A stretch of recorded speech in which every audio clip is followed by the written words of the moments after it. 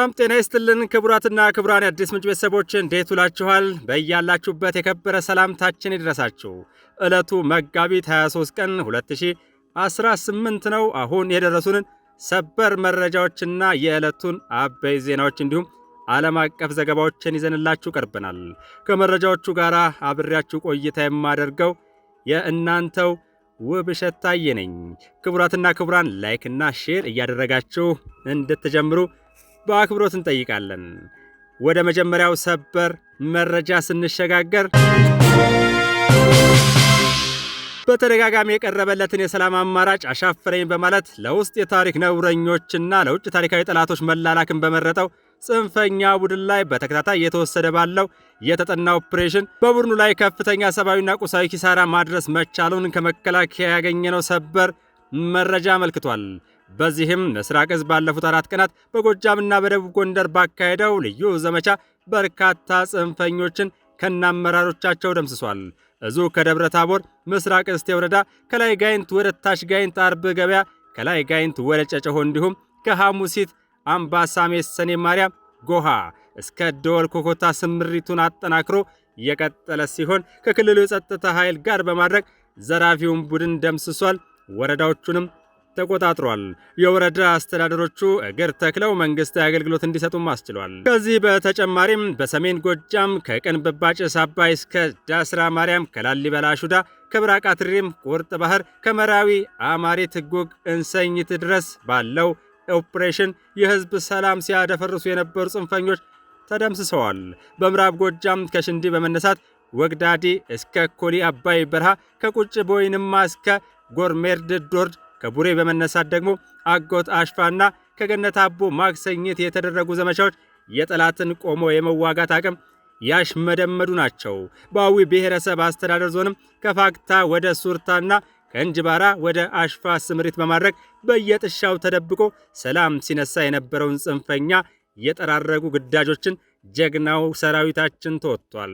በተደረጉ ጠንካራ ኦፕሬሽኖች በርካታ የጽንፈኛ ቡድን አባላት ተደምስሰዋል፣ ቆስለዋል፣ እንዲሁም በርካቶች ተማርከዋል። ከዚህ ሌላ ወደው የገቡ የተያዙ እንዲሁም ተጠርጥረው በቁጥጥር ስር የዋሉም እንዳሉ ተገልጿል። የአማራ ክልል የጸጥታ ኃይል ጀግንነቱን ባሳየባቸው በእነዚህ ስምሪቶች ኤኬኤም ክላሽንኮፍ የቃታ መሳሪያዎች፣ ሽጉጦች፣ የብሬን ሸንሸል ከነጥይቱ እንዲሁም በርካታ የክላሽ ጥይቶች ተማርከዋል። በኦፕሬሽኑ ከተደመሰሱት የጽንፈኛው አመራሮች ጥቂቶቹ አንደኛ አሳፈው ሞሃባው በእነሱ አጠራር ብርጌድ ሰብሳቢ፣ ሁለተኛ ደርበው ደሳለኝ በእነሱ አጠራር ብርጌድ ዘመቻ መኳንንት ገበያው ሻለቃ አመራር እንዲሁም አስካለ አመር የተባለች ጽንፈኛ ቲክቶከር ይገኙበታል። ምስራቅ ዕዝ በአማራ ክልል የጎጃም የአዊ እንዲሁም የደቡብ ጎንደር ዞኖች በመሰማራት የጽንፈኛው ኃይል አሳካዋለሁ ብሎ የገባበትን ሀገር የማፍረስና የማተራመስ ዓላማን በማክሸፍ ፍላጎቱ እንዳይሟላ በማድረግ ላይ ይገኛል። በተለይም የሰራዊታችንን ያለመኖር በማየት ወደ ደቡብ ጎንደር ወረዳዎች ሰርጎ የገባው የጽንፈኛው ቡድን በሰራዊታችን ተመቶ ሙት ቁስለኛና ምርኮኛ ሆኗል። ሰራዊታችንም ወረዳዎቹን ተቆጣጥሯል። የመከላከያ ሰራዊታችን ምስራቅ ዕዝ ከክልሉ ህዝብና የጸጥታ ኃይል ጋር በመቀናጀት ይህን የጀመረውን ህግ የማስከበር ዘመቻ ተልዕኮን አስተማማኝ ሰላም እስኪመጣ አጠናክሮ እንደሚቀጥል ከምስራቅ ዕዝ ሚዲያ ያገኘነው መረጃ አመልክቷል። ቀጣዩ ሰበር መረጃችን ደግሞ ወደ ሰሜን ሸዋ ዞን የሚወስደን ሲሆን በጽንፈኛ ቡድኑ ላይ በተወሰደ እርምጃ 2 አመራሮቹን ጨምሮ 20 የቡድኑ አባላት መደምሰሳቸውን ያመለክታል። በሰሜን ሸዋ ዞን አሳገርት ወረዳ የመንግስትን የሰላም ጥሪ ወደ ጎን በመተው የጥፋት ተግባር ላይ ተሰማርተው በነበሩ የህገ ወጥ ታጣቂው ቡድን አመራር አባላቶች ላይ የ112ኛ አየር ወለድ ክፍለ ጦር ከክልሉ የጸጥታ ኃይል ጋር በመቀናጀት በወሰዱት ድንገተኛና የተጠና ኦፕሬሽን በወረዳው አንጎለላ ጠራን ጋዳ ቀበሌ ላይ በተካሄደው በዚህ ኦፕሬሽን ታጥቀው ሲንቀሳቀሱ የነበሩ በርካታ የጽንፈኛ ቡድኑ አባላት የተደመሰሱ ሲሆን ከእነዚህም መካከል የነጎድጓድ ክፍለ ጦር መሪ የነበረው ይገረም ከበደና ሱራፌል የተባለው ሌላኛው አመራር ይገኙበታል። በጥቃቱ በአጠቃላይ 2 የቡድኑ አመራሮችን ጨምሮ 18 የቡድኑ አባላት የተደመሰሱ ሲሆን ሌሎች የቡድኑ ሴሎችና አባላትም ከነሙሉ ትጥቃቸው በቁጥጥር ስር ውለዋል። በኦፕሬሽን ወቅትም 4 የጠላት ሴሎች የቡድኑ አባላት ታጥቋቸው የነበሩ የክላሽንኮቭ መሳሪያዎች ከነተተኳሾቻቸው እንዲሁም 2 የካሜራ ድሮኖች ከነ መቆጣጠሪያቸው ተማርከዋል። ጥምር ጦሩ ከጉር ሜዳ ዋዩ እስከ ታች ሙጠር ባሉ የጠላት መሸሸጊያዎች ላይ ጠንካራ ስምሪት እያከናወነም ይገኛል። የሶስተኛ ሬጅመንት አዛዥ ሻለቃ ሬና መንገሻ እንደገለጹት ቡድኑ ቀደም ሲል በንጹሃን ዜጎች ላይ ዘግናኝ ግድያና ዝርፊያ ሲፈጽም የቆየ መሆኑን ጠቅሰው አሁን ላይ የተገኘው ውጤት የጸጥታ ኃይሉን ብቃትና የተቀናጀ ኦፕሬሽን የመምራት ጥንካሬ የሚያሳይ ነው ብለዋል። ቀጠናውን ከማንኛውም የጸረ ሰላም ኃይሎች የማጽዳት ስራው ተጠናክሮ እንደሚቀጥልም አረጋግጠዋል። ይህ ስኬታማ እርምጃ የሀገር መከላከያ ሰራዊት፣ የክልሉ የጸጥታ ኃይልና ሌሎች አጋር አካላት ያላቸውን የማይበገር አንድነትና ለህዝብ ሰላም ያላቸውን ቁርጠኝነት በግልጽ ያሳየ መሆኑም ተገልጿል። ህብረተሰቡም ከግጭት የሚገኝ ትርፍ እንደሌለ በመረዳት ለጸጥታ ኃይሉ አስፈላጊውን መረጃ በመስጠት ለዘላቂ ሰላሙ የበኩሉን እንዲወጣም ጥሪ ቀርበዋል። በተያያዘ ዜና በሰሜን ወሎ ዞን ተሰማርቶ ግዳጁን በብቃት እየፈጸመ የሚገኘው መተማ ክፍለ ጦር በላስታ ወረዳ በድብቅ ሲጓጓዝ የነበረን ክላሽንኮቭ እና ሽጉጦችን በቁጥጥር ስር መዋሉን የክፍለ ጦሩ አዛዥ ተናግረዋል። አዛዡ የክፍለ ጦሩ ሰራዊት የሰላም ዘብነቱን አጠናክሮ በመቀጠል ዛሬም ሆነ ነገ ትንኮሳዎችን በብቃት እየመከተ የተሰለፈበትን ዓላማ በስኬት ያጠናቅቃል ብለዋል። በሌላ ዜና ደግሞ የኮማንዶ ሬጅመንት በሰሜን ሸዋ ዞን ጫጫ ወረዳ በጽንፈኛ ቡድን ላይ እርምጃ ወስዷል። ሬጅመንቱ ባደረገው ዘመቻ በርካታ የጽንፈኛ አባላትን በመደምሰስ በቡድኑ ታግተው የነበሩ አቶ ደበበ ጥላሁን፣ አቶ እንግዳ ወርቅ ዝኑ፣ አቶ ከተማ መኩሪያ እንዲሁም አቶ ተክሌ ክንፈ የተባሉ 4 ሰዎችን ማስለቀቁን የሬጅመንቱ አዛዥ ሻለቃ ኤረና መንገሻ ተናግረዋል። ጽንፈኛው ያፈናቸውን 4 ሰዎች እያንዳንዳቸውን 400 ሺህ ብር እንዲከፍሉ በመደራደር ላይ ያለ የሬጅመንቱ አባላት ደርሰው ማስለቀቃቸውንም አዛዡ ገልጸዋል። ጽንፈኛው ሲጠቀምበት የቆየውን የነፍስ ወከፍ መሳሪያዎችና ተተኳሾቻቸውን እንዲሁም ሌሎች ትጥቆችን በሬጅመንቱ ሰራዊት በቁጥጥር ስር ውለዋል። ክቡራትና ክቡራን አሁን ደግሞ ወደ ዕለቱ አበይት ዜናዎች አለፍን። ሐምሌ 5 የመላው አማራ የድል ቀን መሆኑን የሚያመላክት አደባባይ በወልቃይት ተገንብቶ መመረቁን የመጀመሪያው አበይት ዜናችን አድርገነዋል። ራሱን ህወሓት እያለ የሚጠራው ቡድን የወልቃይት ጠገዴ የአማራ ህዝብ ወሰንና ማንነት ትግል ግንባር ቀደም አንቀሳቃሽ ናቸው ብሎ ሐምሌ 5 ቀን 2008 በጎንደር ከተማ ለማፈን ከሞከራቸው ግለሰቦች መካከል ኮሎኔል ደመቀ ዘውዱ ይገኙበታል። በወቅቱ በጎንደር ህዝብ ለአስጨራሽ ትግል ራሱን ህወሓት እያለ የሚጠራው ቡድን ኮሎኔል ደመቀን ማፈን ሳይችል ቀርቶ በዚያውም የሀገራዊ ለውጥ ትግሉ የተቀጣጠለበት ምዕራፍ ይታወሳል። በጊዜ ሂደት ሀገራዊ ለውጡ በመጣ ማግስት የወልቃይት ጠገዴ ሰቲት ሁመራ ህዝብም ከ2013 ጀምሮ የታገለለትን ነጻነት ተቀዳይቷል። በመሆኑም ሐምሌ 5 የተቀጣጠለውን ይህን ትግል የሚያሳይ አደባባይ ተገንብቶ ተመርቋል። በዞኑ ዋና መቀመጫ ሰቲት ሁመራ ከተማ አስተዳደር ላይ ተገንብቶ ለምረቃ በበቃው ሐምሌ 5 በተሰኘው አደባባይ ላይ የዞኑ ዋና አስተዳዳሪ አሸተ ደምለውና ሌሎች እንግዶች ተገኝተዋል። የአማራ ክልል የወልቃይት ጠገዴ ሰቲት ሁመራ ዞን ምክትል አስተዳዳሪና የሰላምና ጸጥታ መምሪያ ኃላፊ የሆኑት ኮሎኔል ደመቀ ዘውዱ በምረቃው ላይ ተገኝተው ሐምሌ 5 የመላው አማራ ህዝብ የድል ቀን መሆኑን ገልጸዋል። ኮሎኔል ደመቀ ዛሬ ህዝቡ ላገኘው ነጻነት ውድ ዋጋ የከፈሉ ወንድሞች እልፍ መሆናቸውን አስታውሰዋል። ለከፈሉት ዋጋም ስንዘክራቸው እንኖራለን ያሉት ሐምሌ 5 ሁል ጊዜ ሊዘከር የሚገባው የነጻነት ቀን ነው ያሉት ኮሎኔል ደመቀ ዘውዱ ወጣቶች ይህንን የነጻነት አደራ መረከብ እንዳለባቸውም አመላክተዋል። ከትራፊክ አደጋ ጋር በተያያዘ በመዲናችን አዲስ አበባ በትላንትናውና በዛሬው ዕለት በደረሱ የመኪና አደጋዎች በሰውና በንብረት ላይ የደረሰውን ጉዳት አሽከርካሪዎችም ሆኑ መንገደኞች ጥንቃቄ እንዲያደርጉ በሚል መልእክታችንን እያስተላለፍን ቀጥሎ አቅርበነዋል። በዛሬው ዕለት በአዲስ አበባ ሳሊተ ምህረት አካባቢ ባቡር ላይ በደረሰ የመኪና አደጋ በሁለት ሰዎች ላይ ቀላል የአካል ጉዳት መድረሱን የአዲስ አበባ ፖሊስ ጠቅላይ መምሪያ አስታውቋል። አደጋው የደረሰው እኩለ ቀን አካባቢ 5:55 ላይ በየካ ክፍለ ከተማ ወረዳ 9 ልዩ ቦታው ቅድስት ሳሊተ ምህረት ቤተ ክርስቲያን አካባቢ ነው። ንብረትነቱ የኢትዮ ጅቡቲ ምድር ባቡር አክሲዮን ማህበር የሆነ ሰሌዳ ቁጥሩ 582D112 የሆነ ሲኖትራክ ተሽከርካሪ የጉዞ አቅጣጫውን ከላምበረት ወደ ጃክሮስ አድርጎ በሚጓዝበት ወቅት ከአያት ወደ መገናኛ የጉዞ አቅጣጫውን አድርጎ ሲጓዝ ከነበረ ንብረትነቱ የአዲስ አበባ ቀላል ባቡር ትራንስፖርት አገልግሎት ድርጅት ከሆነ የኮድ ቁጥሩ 111 ባቡር ጋር በመጋጨት በባቡር ውስጥ ተሳፍረው በነበሩ 2 ሰዎች ላይ ቀላል የአካል ጉዳት አድርሷል። ፖሊስ የአደጋውን ምክንያት እያጣራ ሲሆን በሲኖትራክ ተሽከርካሪው ላይ የተጫነውን ከፍተኛ ክብደት ያለው ጭነት በማንቀሳቀስ መንገዱን ለትራፊክ ፍሰቱ ክፍት ለማድረግ ጥረት አድርጓል። አሽከርካሪዎች በሚያሽከረክሩበት ወቅት የመኪናቸውን ፍጥነት በአግባቡ ሊቆጣጠሩ በሚችሉበት ሁኔታና የመንገዱን አቀማመጥ ከግምት ባስገባ መልኩ ሊሆን እንደሚገባ የአዲስ አበባ ፖሊስ ጠቅላይ መምሪያ መልእክቱን አስተላልፏል።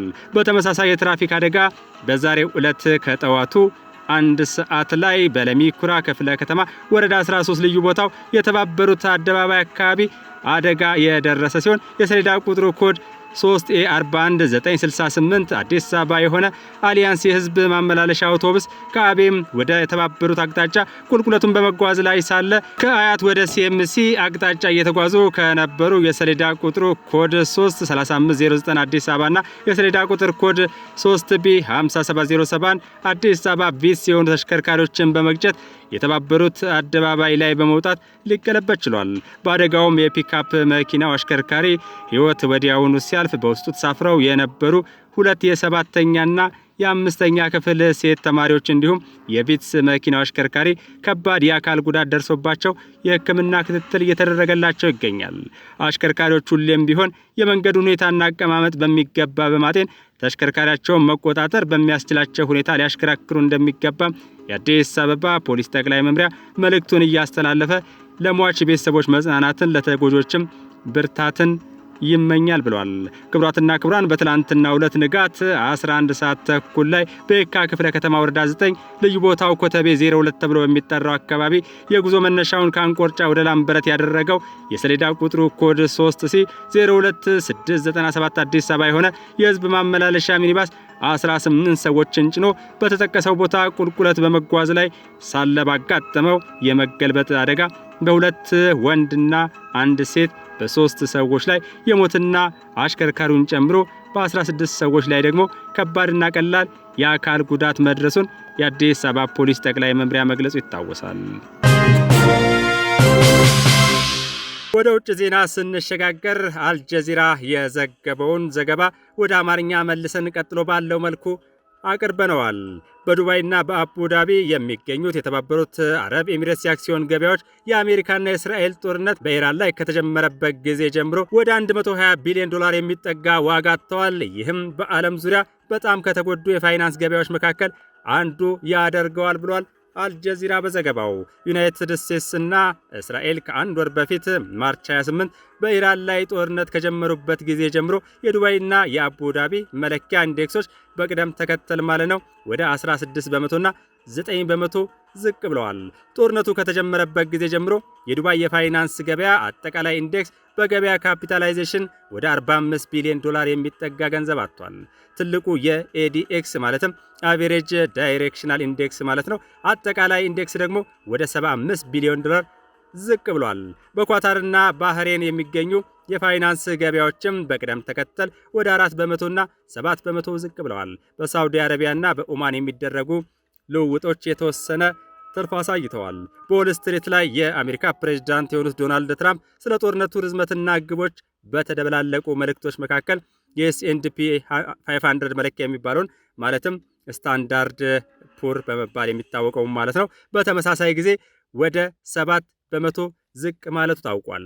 ኢራን የሆርሙዝ የባህር ወሽመጥን ውጤታማ በሆነ መንገድ በመዝጋት ምክንያት ለተከሰተው ዓለም አቀፍ የኃይል ድንጋጤ ተጋላጭነቷ ከብዙዎቹ የባህረ ሰላጤ አጋሮቿ ጋር ሲነጻጸር ግጭቱ አገሪቱ እንደ ቀጠናዊ የጉዞ ማዕከልነቷ ደረጃ ላይ ተጽዕኖ አሳድሮባታል። በጦርነቱ ምክንያት በ10 ሺዎች የሚቆጠሩ በረራዎች ተሰርዘዋል። ብዙዎቹ በዱባይ ዓለም አቀፍ አየር ማረፊያ ውስጥ እንዲሁም ከዱባይ ወደ ውጭ የሚደረጉ መንገዶች ላይ እያጠነጠኑ ናቸው። ይህም በዓለም ላይ ያለውን ለዓለም አቀፍ ተሳፋሪዎች በጣም ስራ እንዲበዙበት ያደረገው መሆኑን ታውቋል። ባለፈው ዓመት ቱሪዝምና ጉዞ ለተባበሩት አረብ ኤሚሬትስ ኢኮኖሚ ወደ 70 ቢሊዮን ዶላር ለሚያህል አስተዋጽኦ ያደረገ ሲሆን ይህም 13 በመቶ የሚሆነውን የሀገር ውስጥ ምርት ማለትም ጂዲፒ ይይዛል ሲሉ የመንግስት ሚዲያዎች ገልጸዋል። በዱባይ የሚገኘው የአሜሪካ ዩኒቨርሲቲ የፋይናንስ ረዳት ፕሮፌሰር የሆኑት ሃይተናው እንደተናገሩት ይህ የማሽቆልቆል ሁኔታ የሀገሪቱን የፋይናንስ ማዕከል ለማሳደግ ለሚፈልጉ ለተባበሩት አረብ ኤሚሬትስ ባለስልጣናት የማይፈለግ ተጽዕኖ ቢሆንም መዋቅራዊ የኢኮኖሚ ጉዳት ማስረጃ ሳይሆን ጊዜያዊ ድንጋጤ ተደርጎ መታየት አለበት ብለዋል። ይህ በግልጽ ለባለሀብቶች ስሜትና ለገበያ እምነት የአጭር ጊዜ እንቅፋት ነው።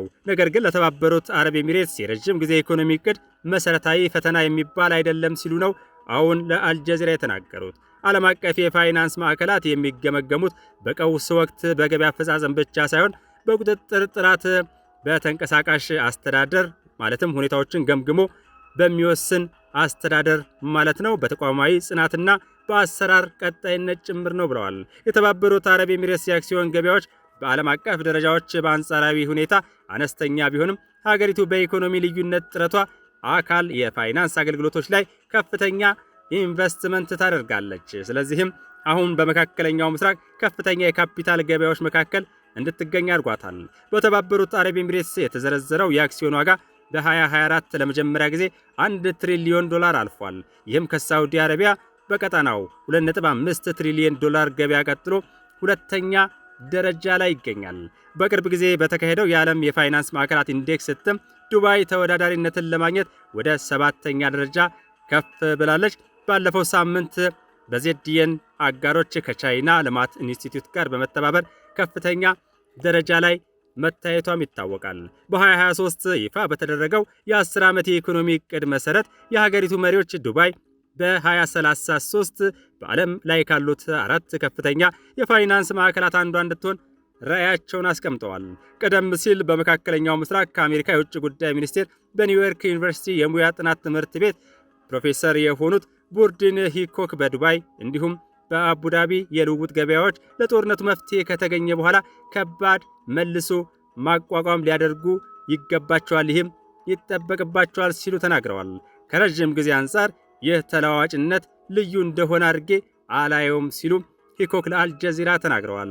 የሁለቱም የአክሲዮን ገበያዎች መሰረታዊ ሁኔታ እየተለወጠ አይደለም። ይህም ማለት የቁጥጥር ወይም የካፒታል ገደቦች ማለት ነው።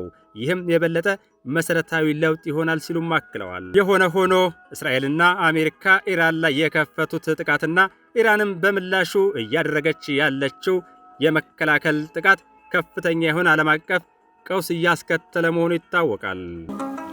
ክቡራትና ክቡራን አድማጭ ተመልካቾቻችን እስካሁን ለነበረን ቆይታ ከልብ እናመሰግናለን።